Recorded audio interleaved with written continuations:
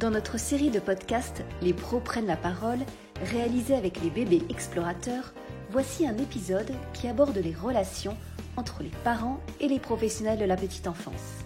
Victoria, auxiliaire de puériculture à la crèche Les Explorateurs de Saint-Léon, Paris 15e, répond à 6 questions de pros issus du terrain. Bonne écoute! Victoria, pourquoi le sujet des parents est-il important lorsque l'on aborde l'accueil de l'enfant ?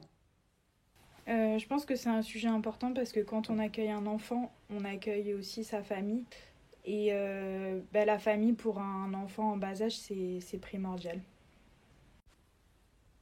Qu'est-ce qui vous paraît important lors des premiers échanges avec une famille ? Pour moi, ce qui est essentiel dans les premiers échanges, c'est de se positionner en tant que professionnel qui va accueillir l'enfant et sa famille.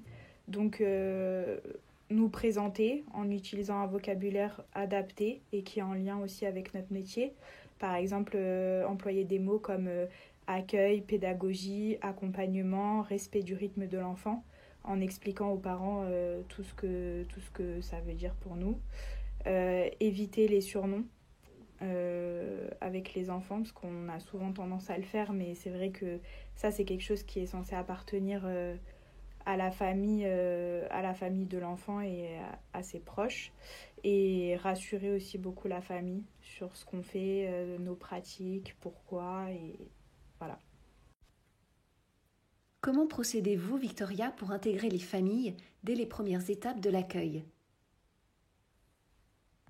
Moi, je pense que la première chose qui est importante, c'est de comprendre comment la famille fonctionne.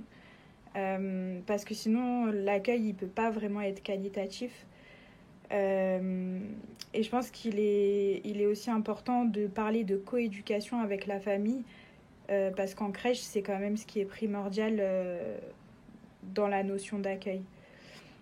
Et pendant l'adaptation, il faut, nous, qu'on ait des moments d'observation de l'enfant, mais aussi des parents pour pouvoir adapter notre accompagnement à la future séparation. Comment répondez-vous aux parents qui vous font part de leur inquiétude ? Moi, je pense que tout est une question d'adaptation. Le plus important, d'abord, dans notre métier, c'est d'être transparente, mais en finesse. Donc, c'est-à-dire ne pas inquiéter des parents si on sait que c'est des parents déjà qui sont angoissés. Par exemple, quand un enfant tombe sur la tête, évidemment, nous, on va voir la chose comme...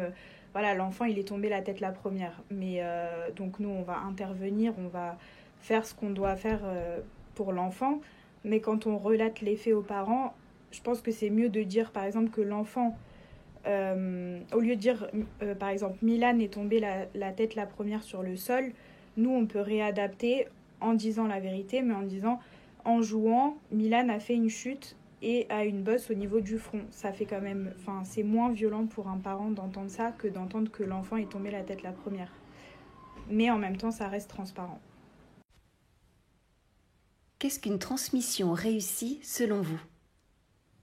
La transmission avec les familles, c'est le moment où la famille dépose son enfant ou le moment où la famille récupère son enfant.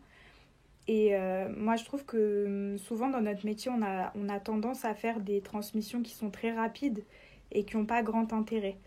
Par exemple, tous les jours, souvent, on entend « il a passé une bonne journée »,« il a eu 2 selles », etc. Déjà, on émet un jugement au niveau de ce qu'a vécu l'enfant. Il a passé une bonne journée. En soi, nous, on n'est pas dans la tête de l'enfant. Donc, on ne peut pas vraiment savoir si pour lui, ça a été une bonne ou une mauvaise journée. Et ensuite, je trouve qu'on ne met pas vraiment en valeur notre métier ni les compétences qu'on a. Je vais vous faire je vais vous donner un exemple de transmission. Déjà, moi, je trouve que c'est toujours important de s'intéresser aux parents, parce que quand le parent a passé une bonne journée, il va être d'une écoute différente que s'il a passé une mauvaise journée.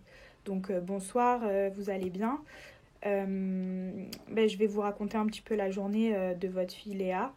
Ce matin, Léa a participé à une activité de pâtisserie. On a fait un gâteau au chocolat Elle s'est occupée de verser la farine et le sachet de sucre vanillé dans le saladier. Elle était très concentrée. Elle a beaucoup aimé le moment où nous avons versé la pâte dans le moule.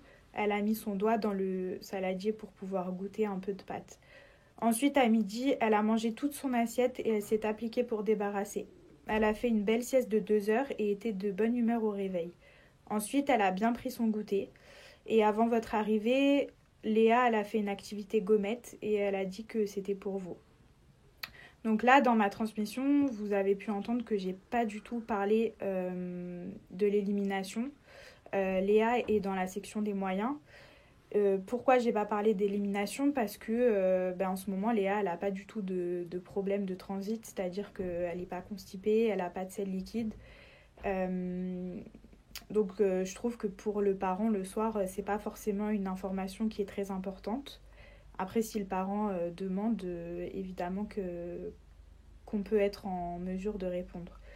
Certains parents vont être plus attentifs au temps de sommeil. Par exemple, si leur enfant a rencontré des difficultés à dormir ces derniers temps, ou sur l'élimination.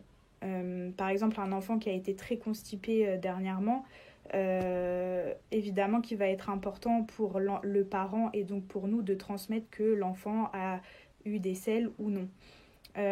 C'est pour ça que je dis que il faut s'adapter aussi à la famille, il faut s'adapter à ce que le parent a besoin d'entendre le soir en venant chercher son enfant. Comment vous positionnez-vous vis-à-vis des parents ? Moi, je pense que notre rôle, c'est aussi d'accompagner les parents dans leur parentalité. Quand ils nous posent des questions, évidemment, après, le but, c'est pas de s'immiscer dans ce qui ne nous regarde pas. Et je pense qu'il est aussi important de ne pas émettre de jugement vis-à-vis des parents. Chaque enfant et chaque famille, je trouve qu'elle nous apporte une expérience vraiment enrichissante. Mais ce qu'il faut garder en tête, c'est qu'on est dans le même but que les parents, nous les professionnels, c'est que les enfants soient épanouis et qu'ils grandissent bien. À très vite pour un nouveau podcast, Les pros prennent la parole, en partenariat avec les bébés explorateurs.